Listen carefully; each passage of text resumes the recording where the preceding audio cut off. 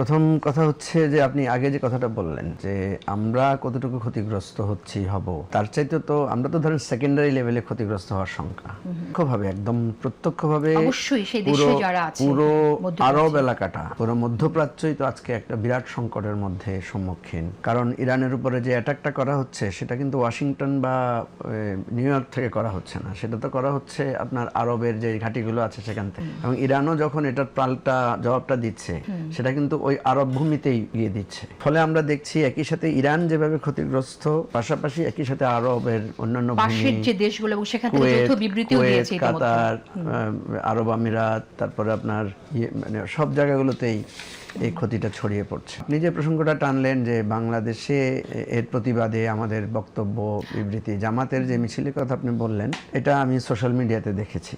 তো সেখানে আমি যেটা তাদেরকে জিজ্ঞেস করলাম যে ব্যাপারটা কি, মানে ইরানের হামলার প্রতিবাদে করতে গিয়ে তারেক রহমানের প্রসঙ্গ কেন আসলো। পরে তারা যেটা ব্যাখ্যা দিল যে সেখানে সম্ভবত চুয়াডাঙ্গায় তাদের একজন নেতা মারা গিয়েছেন বিএনপির সাথে সংঘর্ষে। তো দুটো মিটিংকে একসাথে প্রতিবাদ করতে গিয়ে সেখানে এই ত্রুটিটা হয়েছে বা হয়তো কিন্তু প্রতিবাদে কিন্তু উল্লেখ করাই ছিল এটা আসলে ইরানে হামলার, আয়াতুল্লাহ খামেনিকে হত্যার বিরুদ্ধেই আসলে এই ওই তো কথা হচ্ছে যে এই স্লোগানটাকে তো কেউই ভালোভাবে নেয় নাই এই বক্তব্যটাতে। কারণ আমরা একটা জিনিস খেয়াল রাখতে হবে, বিরোধিতার জন্য বিরোধিতা না। আর অপরদিকে যেই সময়ে দেখা যাচ্ছে যে তারেক রহমান মাননীয় প্রধানমন্ত্রী এখন উনি যেখানে বিরোধী দলের ইফতার মাহফিলে উপস্থিত থাকছেন, সেখানে এক ধরনের সৌহার্দ্যের বার্তা ছড়াচ্ছে। সেখানে একই সাথে আবার মানে আমাদের সমস্যা হয় কি, আমাদের যেটা হওয়া উচিত এখানে যে আমার আর সালাম ভাইয়ের মধ্যে যে ভালোবাসার বার্তাটা বা সম্পর্কটা থাকবে, এটা তো রুট লেভেলেও এটার প্রতিভাত হবে। কিন্তু বিষয়টা যদি এমন হয় যে এখানে আমরা খুব একে অপরকে রেসপেক্ট করছি, কিন্তু আমার তৃণমূলের সে রেসপেক্টটা মানে ফ্লোরিশ হচ্ছে না বা সেখানেই সেটার রিফ্লেকশন হচ্ছে না, তাহলে তো এই আমাদের এই সম্প্রীতির মূল্য থাকবে না, মূল্যহীন হয়ে যাবে।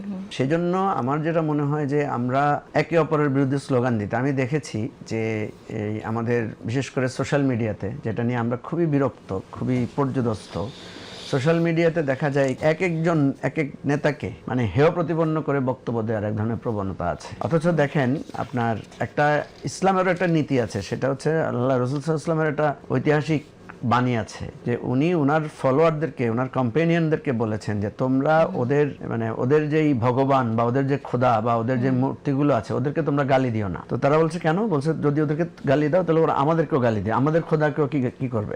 গালি দিবে। তো এটা হচ্ছে একটা সেট রুল আর কি। কারণ আমি যদি আপনাকে গালি দেই, আপনিও তো আমাকে গালি দেওয়ার একটা অধিকার পান। তো এটা আমি দেখেছি যে বিএনপি এবং জামাত উভয় দলের তৃণমূল পর্যায়ের নেতাদের মধ্যে এই প্রবণতাটা খুব দুঃখজনকভাবে আছে। যদিও কেউ কারো দায় নেয় না। বিএনপিকেও জিজ্ঞেস করলে বিএনপি বলে যে না, এটা আসলে আমাদের রুট লেভেলের লোকরা, এটা আমাদের দলীয় নীতি না।